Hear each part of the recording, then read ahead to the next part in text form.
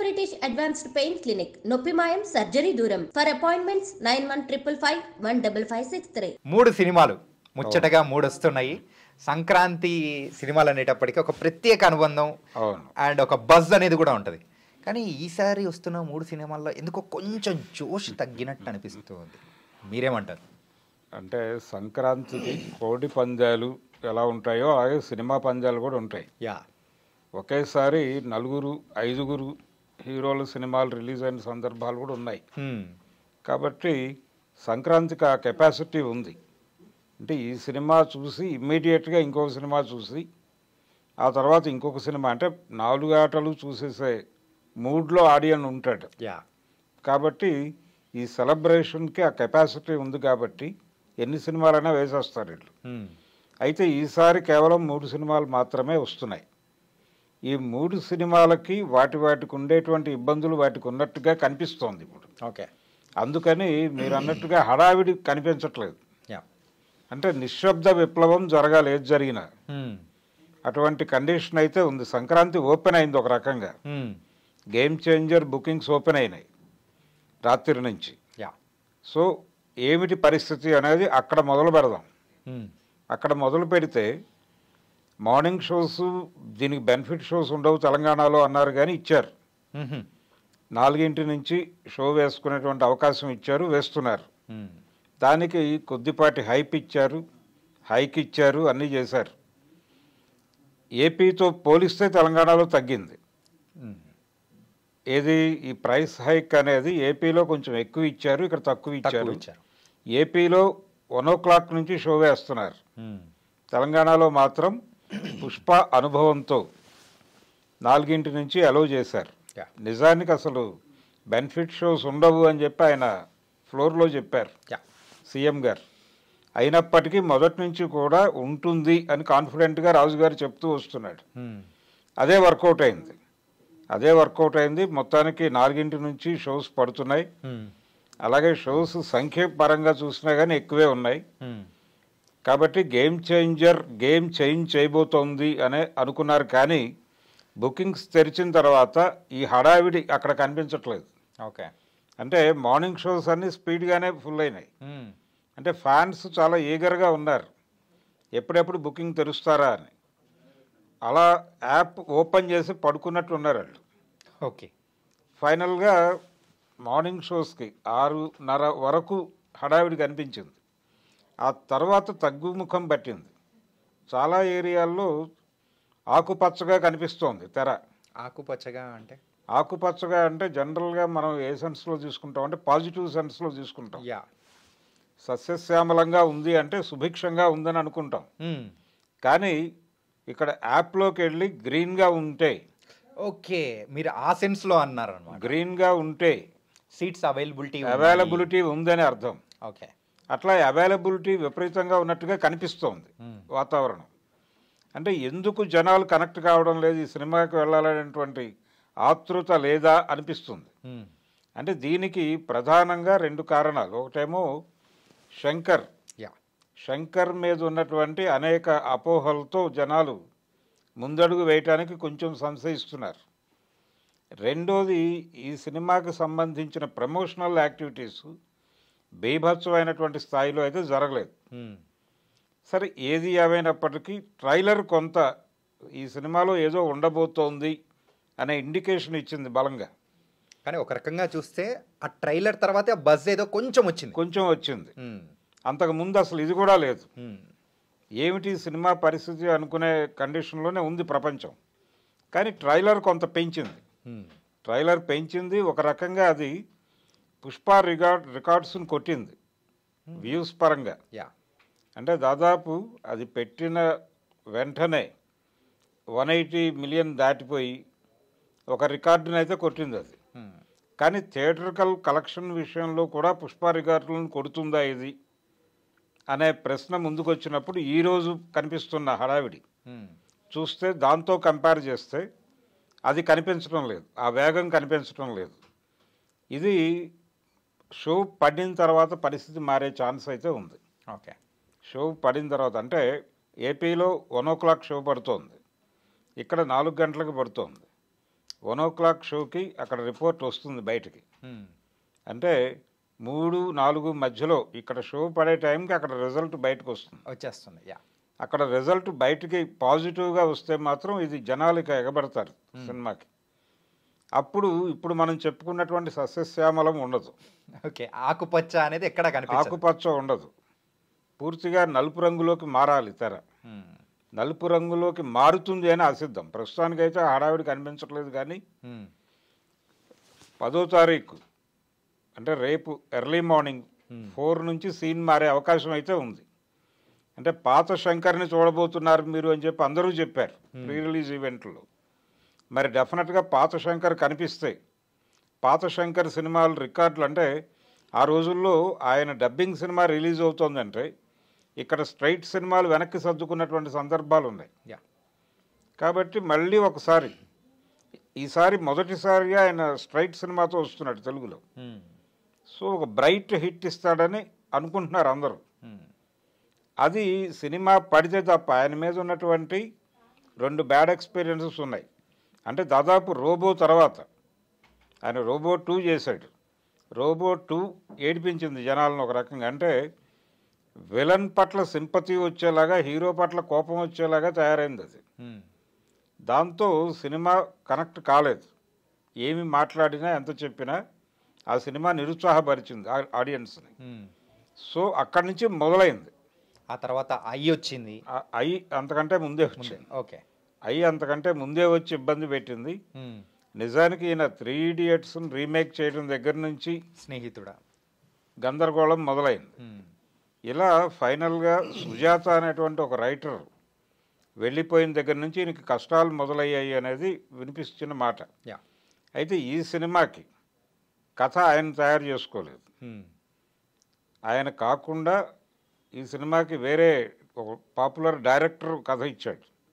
దాని మీద ఇప్పుడు హోప్ ఉంది జనాలకి. ఆ హోప్ ఒకటి కారణం. రెండోది పాత శంకర్ కనిపిస్తాడు అని అందరూ చెబుతున్న మాటలు. ఇవి ఆ సినిమా మీద కొంత పాజిటివ్ వైబ్ తీసుకొచ్చింది. కానీ ట్రైలర్ నిలబెట్టింది. ట్రైలర్ కొంత ఈ ఆర్గ్యుమెంట్కి సపోర్ట్ ఇచ్చింది. అందుకని ఈ మేరకైనా కనిపిస్తోంది హడావిడి. సినిమా బాగుంటే మాత్రం అది వెళ్ళిపోతుంది. ఓకే, సో 4 వరకు దాని పరిస్థితి చెప్పే ఇది కాదు. అది ఓకే అయిపోతే నెక్స్ట్ ఇంకొక సినిమా ఉంది, డాకు మహారాజ్. డాకు మహారాజ్కి ప్రమోషన్ ప్రాపర్గా జరగటం లేదు అనేది అభిమానుల్లో కూడా ఉంది. అంటే వివాదం ఉంది ఆ సినిమా మీద. ఆ సినిమా పాట ఒక వివాదం రేకెత్తించింది. ఆ వివాదం నడుస్తోంది ఇప్పటికీ. కానీ ఆ సాంగ్ రిలీజ్ అయిన తర్వాతే మిక్స్డ్ ఎమోషన్స్, అవును, అండ్ ఆ ట్రోలింగ్ కానీ ఇవన్నీ కూడా అది దాన్ని అంటే ఎలా తీసుకోవాలని అర్థం కావట్లేదు. పాజిటివ్గానే తీసుకుంటున్నారు వాళ్ళైతే ప్రొడ్యూసర్లు. ఏదో ఒకటి మంచిగా జరిగినా చెడుగా జరిగినా కానీ ప్రచారం జరుగుతోంది. ఇది చాలు మనకి అనుకుంటున్నారు వాళ్ళు. ఓకే, అంటే మరక మంచిదే అనే కాన్సెప్ట్లో వెళ్ళిపోతున్నారు. రెండోది ఆ పాటకు సంబంధించి, మూమెంట్స్కి సంబంధించి వచ్చిన విమర్శలకి ఎన్టీ రామారావు గారి యమగోళ సినిమా దగ్గర నుంచి రెఫరెన్సులు తీసుకొచ్చి మాట్లాడుతున్నారు. కాబట్టి అది ఓకే. అది తప్ప విడిగా ప్రమోషనల్ యాక్టివిటీ బీభత్సంగా ఎక్కడ కనబట్టలేదు దానికి. అది కూడా తెర మీద బొమ్మ పడిన తర్వాత చూద్దామనే మూడ్లోనే ఉన్నారు. కానీ సార్ 10th ఒకటి రిలీజ్ అవుతుంది, 12th ఒకటి రిలీజ్ అవుతుంది, 14th రిలీజ్ అవుతుంది. కాకపోతే మిగతా అంటే లాస్ట్ ప్రీవియస్ ఇయర్స్తో కంపేర్ చేసుకుంటే ఒక పోటీ వాతావరణం అనేది కనిపించేది అంటే ఒక్కొక్క మూవీస్ విషయంలో. కాకపోతే ఈ పోటీ వాతావరణం అనేది ఈసారి మరీ లేకుండా పోవడానికి గల అది కారణం. అంటే 3 సినిమాలు ఒకే రోజు రిలీజ్ చేసి ఏ సినిమా గెలుస్తుంది అనేది చూడటం అది యాక్చువల్ పోటీ. ఓకే, కానీ ఈ రకమైన పోటీలు అవాయిడ్ చేసి సినిమాకి నష్టం తగ్గించాలి అనేటువంటి ఒక కాన్సెప్ట్ చాలా కాలం క్రితమే ఎమర్జ్ అయింది. దాన్ని కుమ్మక్కు రిలీజులు అంటారు.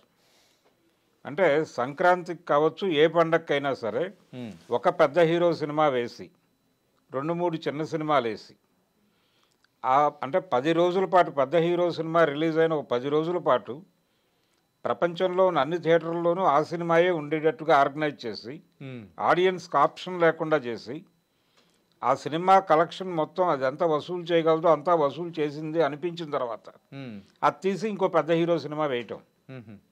అనే కార్యక్రమం కొంతకాలం నడిచింది. ఆ తర్వాత దాని మీద విపరీతమైన విమర్శ వచ్చిన తర్వాత మారి 2 సినిమాలు అలో చేయడం మొదలుపెట్టారు పండక్కి. అది నెమ్మదిగా 3 సినిమాలకు విస్తరించింది. ఇప్పటికీ ఆ కేర్ తీసుకుంటున్నారు. అంటే 2 days గ్యాప్ ఇవ్వటం వలన ఇక్కడ తెరలు సర్దుబాటు చేయాల్సిన అవసరం ఉంది, స్క్రీన్స్ షోస్ సర్దుబాటు చేయాల్సిన అవసరం ఉంది.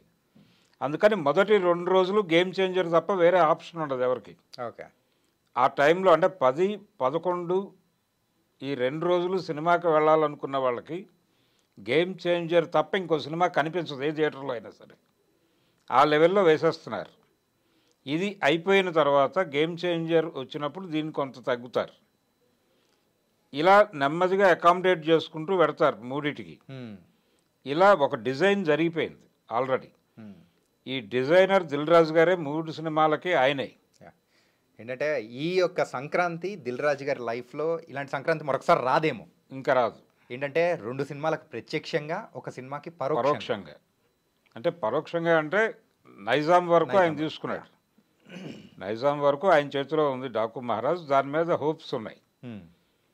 ఈ 2 సినిమాలు టోటల్గా ఆయన సినిమాలే. నిజానికి ఇది డిసెంబర్లో అనుకున్నారు ముందు game changer. Okay, game changer Christmas కానుకగా రిలీజ్ చేద్దామనే అభిప్రాయంతో ఉన్నాడు ఆయన. ఎప్పుడైతే దీన్ని సంక్రాంతికి షిఫ్ట్ చేశారో కొడుకు కోసం త్యాగం చేసి విశ్వంభరని వెనక్కి తీసుకెళ్ళాడు ఆయన, చిరంజీవి గారు. కాబట్టి ఎట్టి పరిస్థితుల్లోనూ పండక్కి ఈ సినిమా కొట్టాలి అనేది వాళ్ళు టార్గెట్ ఫిక్స్ చేసుకున్నారు. ఈ టార్గెట్ రీచ్ అవుతారా లేదా అనేది సినిమా పడే వరకు చెప్పలేని కండిషన్ ఉంది. డాకు మహారాజ్ దగ్గరకు వచ్చేసరికి బాలకృష్ణ గారి ప్రీవియస్ మూవీ భగవంత్ కేసరికి కనిపించినటువంటి వైబ్ కూడా ఇక్కడ కనిపించడం లేదు. చాలా నార్మల్గా నడుస్తోంది. జనాలందరూ చూస్తున్నారు ఈ సినిమా పరిస్థితి ఏమిటి అని. అది కూడా థియేటర్లో సినిమా పడిన తర్వాత వచ్చే నిర్ణయంలాగానే కనిపిస్తుంది.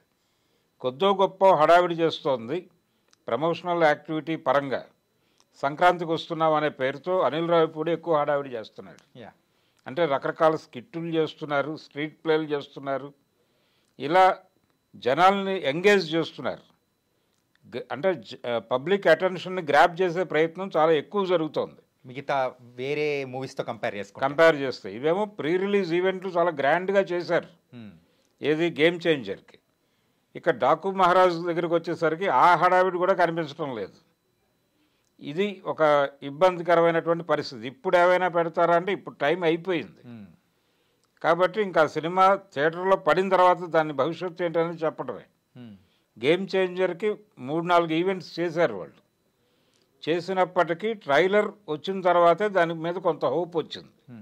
అది వాటి కండిషన్.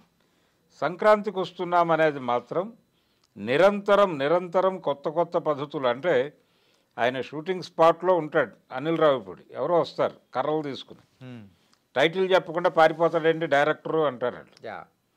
అంటే సంక్రాంతికి వస్తున్నాం అంటాడు. సంక్రాంతికి వస్తున్నారు సరే, టైటిల్ ఏంటి చెప్పబోతే తలపగలు కొట్టేస్తాం అంటారు వాళ్ళు. అదే టైటిల్ అని చెప్పేసి వాళ్ళని కన్విన్స్ చేసి పంపించడం, ఇలాంటి స్కిట్లు స్ట్రీట్ ప్లేలు వేస్తున్నాడు ఆయన.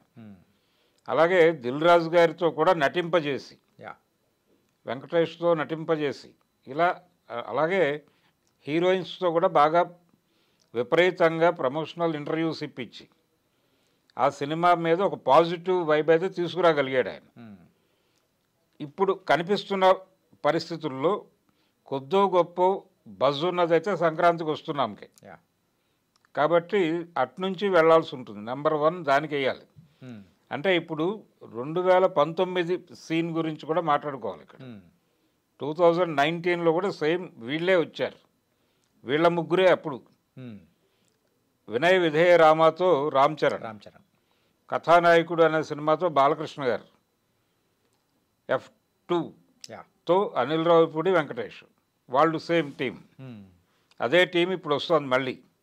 అప్పుడు వాళ్ళే హిట్ కొట్టింది. వీళ్ళిద్దరూ డిజాస్టర్స్ చూశారు అప్పుడు. ఆ గేమ్ని ఇప్పుడు ఏమైనా చేంజ్ చేయగలరా అనేది చూడాలి. అంటే వినయ విధేయ రామ కంటే కూడా ఇది బెటర్గా ఉంటుంది అనే హోప్ అయితే ఉంది అందరిలోనూ. కాబట్టి ఆ సంక్రాంతి రిజల్ట్ని ఈ సంక్రాంతి రివర్స్ చేస్తుంది అని రకరకాల కారణాలు చెప్తున్నారు. 2019 అక్కడ బ్యాడ్ ఎక్స్పీరియన్స్, బాలకృష్ణ గారి కథానాయకుడు డిజాస్టర్. ఆ తర్వాత జరిగినటువంటి ఎన్నికల్లో వాళ్ళ పార్టీ డిజాస్టర్. ఇక్కడ వాళ్ళ పార్టీ పెద్ద సక్సెస్ సాధించిన తర్వాత వస్తున్నటువంటి సంక్రాంతి. కాబట్టి అది ఇక్కడ కూడా రిఫ్లెక్ట్ అవుతుంది అనే వాతావరణంలో వాళ్ళు మాట్లాడుతున్నారు అభిమానులు, బాలకృష్ణ గారి అభిమానులు. ఎట్టి పరిస్థితుల్లోనూ ఇంకొక హ్యాట్రిక్ కొబ్బరికాయ కొట్టబోతున్నాడు ఈ సినిమాతో బాలయ్య అని వాళ్ళు మాట్లాడుతున్నారు. కానీ పబ్లిక్ అటెన్షన్ ఇంకా డ్రైవ్ అయిందా లేదా అనేది తెలియదు. అయినప్పటికీ ఆ సినిమా డెఫినెట్గా బాగుండే అవకాశాలు అయితే కనిపిస్తున్నాయి. ఎందుకంటే ప్రొడ్యూసర్ గారు చాలా బలంగా రకరకాల ఇంటర్వ్యూలు ఇస్తున్నాడు. ఆయన కొద్దో గొప్ప తన వ్యాఖ్యల ద్వారా ఆ సినిమాకి అగ్గి పుట్టించే ప్రయత్నం నాగవంశీయే చేస్తున్నాడు. అంటే గేమ్ చేంజర్ అంటే ట్రైలర్ రిలీజ్ అయిన తర్వాత దానికంటే ఒక ప్రత్యేకమైన బజ్ అనేది కూడా వచ్చింది. డాకు మహారాజ్ ట్రైలర్ రిలీజ్ అయిన తర్వాత కూడా కొద్దో గొప్ప సో ఆ మూవీ మీద కూడా అంచనాలు అనేది కూడా పెరిగాయి అనుకోవచ్చా? అంచనాలు పెంచడానికి ఆయన శత విధాలా ప్రయత్నం చేస్తున్నాడు. ఒక కాంట్రవర్సీ క్రియేట్ చేశాడు మొదట. అంటే డైరెక్టర్ గారు కొల్లి బాబీ, ఆయన గతంలో తీసినటువంటి వాల్తేరు వీరయ్య కంటే దీనికి ఎక్కువ కష్టపడ్డాడు అన్నాడు ఆయన. తద్వారా దానికంటే బెటర్ కంటెంట్ రిలీజ్ అవ్వాలి అన్న పద్ధతిలో. నిజానికి దాని నేపథ్యం ఏంటంటే ఆ రోజున డేట్ అనౌన్స్ అయిపోయింది, ఆ డేట్కి రీచ్ అవడానికి రష్ అయ్యారు. అప్పుడు నిజానికి నిద్రపోయే టైం లేకుండా పనిచేశారు వాల్తేరు వీరయ్య టైంలో. అంత హడావిడి పడాల్సిన అవసరం లేకుండా కొంచెం రిలాక్స్గా సినిమా చేసుకునే అవకాశం దొరికింది ఇక్కడ. కాబట్టి అంతకంటే బెటర్ కంటెంటే వచ్చి ఉంటుంది అనేది ఒక అంచనా. సో అది కొంత పాజిటివ్ ఇది ఉంది దాని మీద. బాలకృష్ణ గారి కష్టము, అలాగే ఎమోషన్స్ ఏ లెవెల్లో ఉంటాయో ఆ లెవెల్లో సెంటిమెంట్ కూడా వర్కౌట్ చేయాలి బాలకృష్ణ సినిమాకి. అది ప్రత్యేకంగా డిజైన్ చేయాలి. ఇక్కడ ఒక పాప సెంటిమెంట్ పెట్టారు, రకరకాల అంశాలు ఉన్నాయి దీనిలో. అలాగే మాన్సింగ్ జీవితాన్ని తీసుకుని, డాకు మాన్సింగ్ జీవితంలో నుంచి కొన్ని సంఘటనలు తీసుకుని ఈ సినిమాలో వాడినట్టుగా చెప్తున్నారు. ఇవన్నీ కూడా డెఫినెట్గా వర్కౌట్ అయ్యే పరిస్థితి అయితే కనిపిస్తోంది. గేమ్ చేంజర్కి కూడా అది ఉంది. ఆ మతాబు వెలగాలంటే మాత్రం తెర మీద బొమ్మ పడాలి. బొమ్మ పడితే కానీ చెప్పలేం. బొమ్మ పడని పరిస్థితుల్లో అయితే ఇదే నెంబర్ 1 ఉంది. సంక్రాంతి గేమ్ చేంజర్ అన్న సంక్రాంతికి వస్తున్నాం. సంక్రాంతి 1 పొజిషన్లో ఉంది, 2 పొజిషన్లో గేమ్ చేంజర్ ఉంది, 3rd పొజిషన్లో డాకు మహారాజ్ ఉంది. ఈ 3 నెంబర్లు తిరగబడచ్చు కూడా. ఏది ఒకటి గెడుతుంది అనేది మళ్ళీ మనం చివరి సినిమా రిలీజ్ అయిన తర్వాత మాట్లాడుకోవాల్సిన పరిస్థితి. అంటే మనమైతే డాకు మహారాజ్ ట్రైలర్ గురించి మాట్లాడుకున్నాము, అలాగే గేమ్ చేంజర్ ట్రైలర్ గురించి మాట్లాడుకున్నాం. ఇంకా మీరు అంటున్న నెంబర్ 1 మూవీ సో సంక్రాంతికి వస్తున్నాం ట్రైలర్ గురించి కూడా మాట్లాడుకోవాలి. ఏంటంటే ఈ ఒక ట్రైలర్ గురించి కూడా కొన్ని మిక్స్డ్ ఎమోషన్స్ కూడా తిరుగుతూ ఉన్నాయి. అవును. ఏంటంటే ఎవరైతే 90sలో ఆ మూవీస్ చూసి ఆ కామెడీని అయితే ఎంజాయ్ చేశారో ఆ కామెడీని ఇప్పుడు తీసుకొని వస్తున్నారు. ఇప్పుడున్న ట్రెండ్కి తగ్గట్టు అది ఎవరికి నచ్చుతుందా లేదా అనేది కూడా కొన్ని మిక్స్డ్ ఎమోషన్స్ వస్తున్నాయి. అవును. దాని గురించి మీరేమంటారు? అంటే ట్రైలర్ పర్వాలేదు, మిక్స్డ్గా ఉన్నప్పటికీ ట్రైలర్ ఆడియన్స్ని రీచ్ అయింది. అది అయితే దాని కెపాసిటీ మేరకు వెళ్ళింది. దానికంటే కూడా ప్లస్ పాయింట్ ఏంటంటే పాటలు కనెక్ట్ అయినాయి బాగా. ఎగ్జాక్ట్లీ. పాటలు కనెక్ట్ అవ్వటం అనేది మిగిలిన 2 సినిమాల కంటే కూడా దీనికి ఎక్కువ ఉంది. మ్యూజికల్గా ఆడియన్స్ కనెక్ట్ అయ్యారు. ఇది కొంత పాజిటివ్గా ఆ సినిమాకి పనిచేస్తోంది. ఇప్పుడు ప్రజెంట్ చెప్పుకోవటానికి ఎక్కడ చర్చ వచ్చినా ఈ సినిమాల మీద ఆ సినిమాలో పాటలు బాగున్నాయి అంటున్నారు. అందుకని అది ఎట్టి పరిస్థితుల్లోనూ నెంబర్ 1 పొజిషన్లో వెయ్యాలి. ఇప్పుడు రేపు అది రిలీజ్ అయిన తర్వాత సీన్ మారచ్చు. ఓకే. గేమ్ చేంజర్ రిలీజ్ అయిన తర్వాత, బొమ్మ పడిన తర్వాత పబ్లిక్ ఒపీనియన్లో మార్పు వస్తే అది నెంబర్ 1 పొజిషన్కి వెళ్ళొచ్చు. లేదు దాన్ని మించినటువంటి పరిస్థితి డాకు మహారాజుకి రావచ్చు. వచ్చినప్పుడు అది 3rd ప్లేస్లో సర్దుకోవాల్సిన పరిస్థితి రావచ్చు. ఏది సంక్రాంతికి వస్తున్నామనేది. కానీ సంక్రాంతి అనేది 3 సినిమాలకి జనం డబ్బులు పెట్టడానికి సిద్ధంగా ఉన్నారు. రేటులు పెంచినప్పటికీ కంపారిటివ్గా పుష్ప రేంజ్లో అయితే పెరగలేదు. పుష్ప రేంజ్లో అయితే జనాలు డబ్బులు ఖర్చు పెట్టాల్సినటువంటి అవసరం లేదు ఈ సినిమాకి. అందుకని కొంచెం ఆడియన్స్ కొంచెం చూస్తున్నారు థియేటర్ వైపు ఇప్పుడు. ఆ రోజున 700 మల్టీప్లెక్స్లో 350 రూపాయలు సింగిల్ స్క్రీన్లో పెట్టాల్సిన కండిషన్. ఇప్పుడు అది లేదు, పర్వాలేదు. అంటే ఆ ఇన్సిడెంట్ తర్వాత తెలంగాణ గవర్నమెంట్ కొంచెం సడలింపు ఇచ్చింది ఈ సినిమాలకి. అసలు ఏమాత్రము అంటే ప్రైస్ హైక్ కూడా ఉండదు అనే మాట వినిపించింది మొదట. కాకపోతే ప్రైస్ హైక్ ఉంటుంది, అది జనరల్ షోస్కి ఉంటుంది తప్ప బెనిఫిట్ షోస్ ఉండవు అనుకున్నారు. ఇప్పుడు బెనిఫిట్ షోస్ అలౌ చేశారు, కానీ అప్పట్లాగా 1200 రూపాయలకి టికెట్లు అమ్ముకోవడం ఇలాంటి కార్యక్రమాలు అయితే పెట్టలేదు. ఓకే, అది ఉండదు. కాబట్టి తెలంగాణ ప్రభుత్వాన్ని కొంత పాజిటివ్ టోన్లోకి తీసుకురావడంలో సక్సెస్ అయ్యాడు ఆయన. ఒక పాజిటివ్గా గవర్నమెంట్ నుంచి ఒక డెసిషన్ అయితే తీసుకురాగలిగాడు. ఇది తీసుకురాగలడు అని అందరూ నమ్మారు కూడా. అంటే మొదటి నుంచి చెప్తున్నాడు ఆయన. బయట రకరకాల ప్రచారాలు జరుగుతున్నాయి, కానీ ఈ సినిమాలకు ఏదో పద్ధతిలో నేను తీసుకొస్తాను అని చెప్పాడు. అదే జరిగింది. ఓకే, ఆ విధంగా ఆయన మొదటి హిట్ కొట్టాడు. ఇప్పుడు ఈ 3 హిట్లు కొడతాడా లేదా అనేది చూడాలి. టోటల్గా దిల్ రాజు గారి సక్సెస్ ఈ సంక్రాంతి. ఓకే, అండ్ ఇంకొక మూవీ గురించి కూడా మనం మాట్లాడుకోవాలి. ఇక్కడ ఏంటంటే Pushpa 2 movie already last month release అయింది, చాలామంది చూశారు. కానీ సంక్రాంతి సందర్భంగా 20 నిమిషాల ఫుటేజ్ అనేది యాడ్ చేసి కూడా మేము వదులుతున్నాము అని అన్నారు. ఆ 20 నిమిషాల్లో కూడా ఏముంది ఏంటి అని చూడడానికి కూడా ప్రేక్షకులు మరి థియేటర్స్ వైపు చూసే అవకాశాలు ఏమన్నా ఉంటాయంటారా? డెఫినెట్గా ఉంటాయి. అంటే ఎందుకుంటాయంటే ఆ సినిమా ఆల్రెడీ జనాల్లో ఒక పాజిటివిటీని కొట్టేసింది. కొట్టిన తర్వాత దానికంటూ సాలిడ్గా కొంతమంది ఆ సినిమా చూడటానికి సిద్ధంగానే ఉన్నారు అనేది మనకు కొలబద్ద. ఏంటంటే ప్రతి వీకెండ్లోనూ అది రిలీజ్ అయిన అన్ని సెంటర్లోనూ కలెక్షన్స్ పాజిటివ్గా ఉన్నాయి, అన్ని చోట్ల, సింగిల్ స్క్రీన్స్లోను మల్టీప్లెక్స్లో కూడా. కాబట్టి ఇంకొకసారి వెళ్దామని అభిమానులు అనుకుంటారు.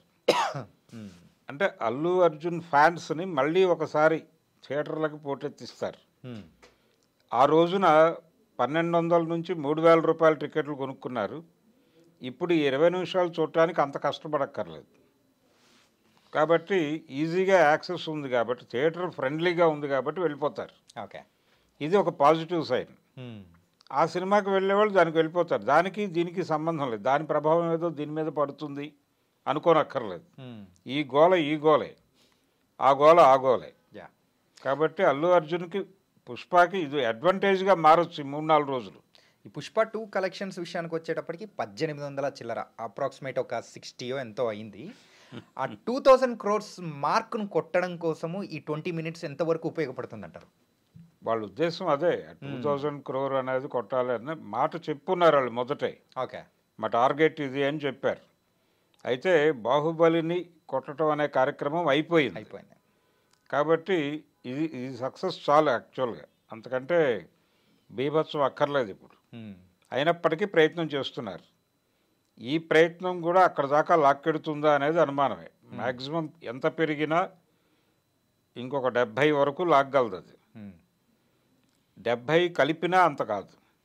ఓకే, ప్రజెంట్ ఉన్నటువంటి ఫిగర్కి 70 కలిపితే 19 దాటుతారు, అక్కడే అవుతుంది. ఆ తర్వాత రన్ ఉంటే నడుస్తుంది. రన్ ఉండే అవకాశం ఉందా, అంత వెసులుబాటు ఇస్తారా అనేది చూడాలి. ఓకే, అది ఉండదు డెఫినెట్గా. ఇదేదో సచిన్ టెండూల్కర్ 99 దగ్గర అవుట్ అయినట్టు 2000 మార్క్కి సో 190 దగ్గర, సో 1900 దగ్గర ఆగిపోయినట్టు ఆగుతుంది. ఆగే ఛాన్సెస్ ఉన్నాయి. ఓకే, 1930 వరకు దానికి స్కోప్ అయితే కనిపిస్తుంది. ఆ మిగిలిన 70కి ఇంకేదైనా చేయాలి, అయితే తప్ప జరగదు అది. Okay, and thank you so much గురుగారు. ఏంటంటే ఈ సంక్రాంతికి రిలీజ్ అవుతున్న 3 సినిమాలు సక్సెస్ కొట్టాలి, మన తెలుగు ప్రేక్షకులకు ఆ 3 సినిమాలు కూడా మంచి ఎక్స్పీరియన్స్ ఇవ్వాలని కూడా మనస్ఫూర్తిగా కోరుకున్నాను. అండ్ మీ యొక్క విశ్లేషణ అనేది కూడా చాలా సూపర్గా ఉంది. So thank you so much. Thank you.